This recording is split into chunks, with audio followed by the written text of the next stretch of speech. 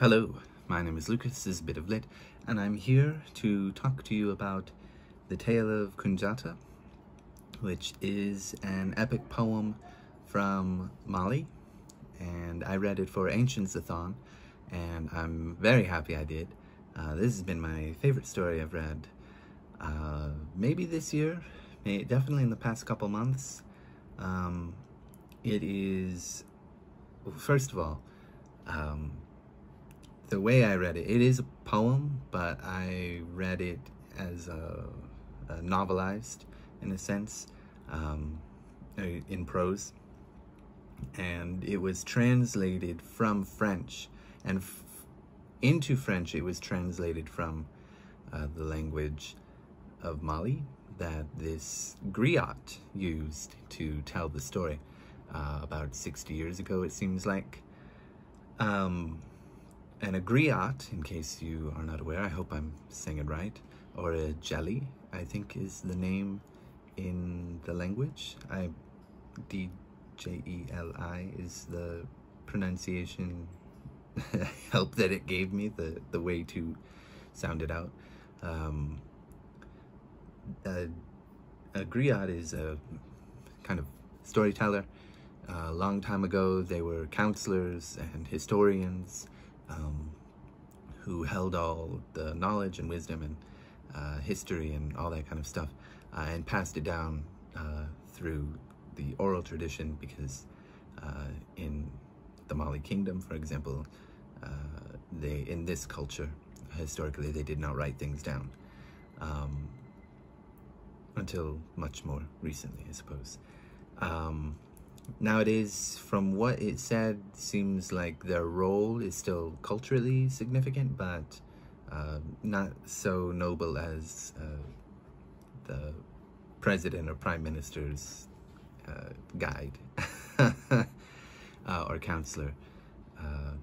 But I would say that this story has a few interesting elements to it, because it is told from what a griot shared, but he didn't share everything, because he sort of felt like some information and knowledge should be, education in this sense, should be a bit secret, because he learned from his father, who learned from his father, and to learn all this stuff, he traveled all over Mali and this kind of thing, and you know, the act of writing things down to remember them. He didn't see the cultural significance or importance in that, much preferring his own tradition, which I kind of like. I like that perspective. It's very interesting to me, coming from a very, what's the word? Not studious. I can't think of it, but I'll just say studious group of people, culture, where everything is written down.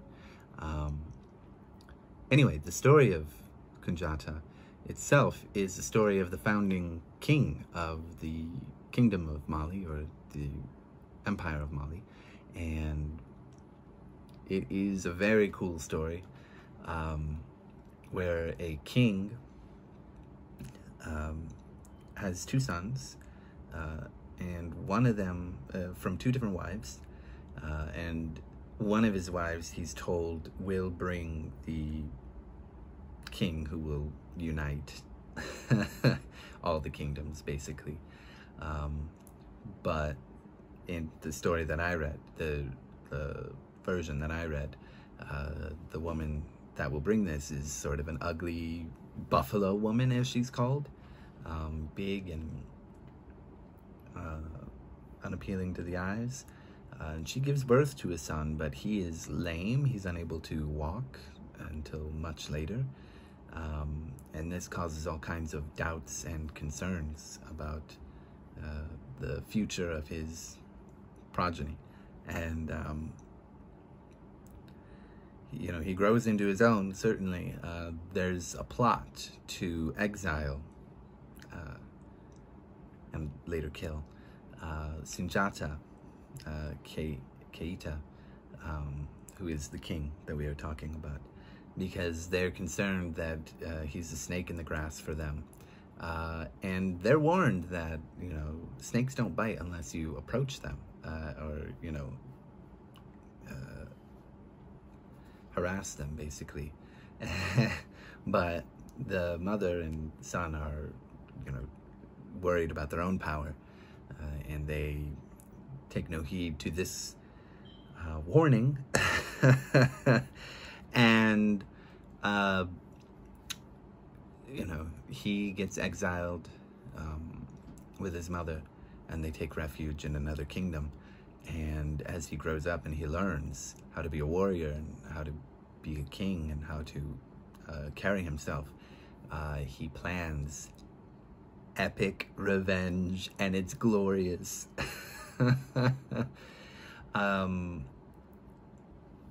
Yeah, and then he unites all of all the empires and kingdoms, whatever, to make the empire or kingdom of Mali. And yeah, I believe he died in 1255. So the story originates from the 13th century or so. It was quite interesting to me. I didn't realize that Islam had spread so far at that point in time. But in the beginning, in the introduction, it did mention that, there's the historicity, whatever. The history is a bit blurred because of, the generations and the culture changing and time passing for centuries, and cultural influences impacting. There's a lot of debate on how accurate the poem itself is, but anyway, I can't praise it enough. I think it is a really cool poem, and I hope that other people will, story, I read it in prose, but I hope that other people will enjoy Kundiata's story, because it is a fairly simple plot, nothing too much, but there is something interesting about hearing stories reading stories that come from an oral tradition. And in that sense, I actually would really like to hear it in that way. I suppose maybe there is some radio program or podcast that has maybe retold this story, but I think I would like to actually hear it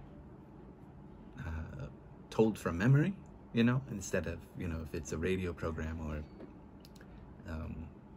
podcast, that's sort of a modern version of the oral tradition. But those are going to be, well, not every podcast is scripted, but some of them are just nonsense. But if they were presenting that story, it would be very scripted, and that's perfectly fine, but it would be written down. I want to hear it from memory. I want to hear it as it was told. I think that would be really fun. But that's all I've got to say. Sunjata's tale is good by me. Glad that I read this for Ancients-a-thon, and I look forward to more epic poetry or any other work from the area. Thank you.